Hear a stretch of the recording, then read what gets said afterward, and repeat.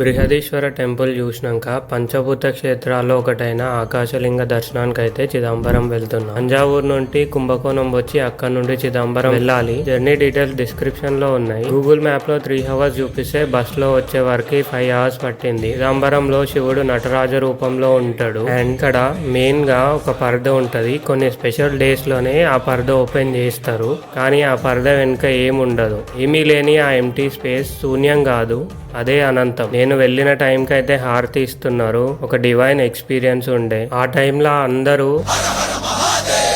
అంటుంటే goose bumps moment. ఈ paintings లా ఈ ప్లేస్ అండ్ టెంపుల్ హిస్టరీ అంతా డ్రా చేసిరు. ఎప్పుడు వేసిరో ఈ పెయింటింగ్స్ అసలు. ఇక్కడ కూడా నంది మస్తు పెద్దగా ఉండే. ఈ గుడి వేరే టెంపుల్స్ లెక్క కాదు, హ్యూమన్ బాడీకి సింబాలిక్ గా ఈ టెంపుల్ ఉంటది. అండ్ అట్లా సక్సెస్ఫుల్ గా 4 పంచభూత క్షేత్రాలు దర్శనం చేసుకొని తర్వాత ఈ ప్లేస్ లో మార్నింగ్ 3 వరకు ఎందుకు వెయిట్ చేసిందో నెక్స్ట్ వీడియోలో చెప్తా.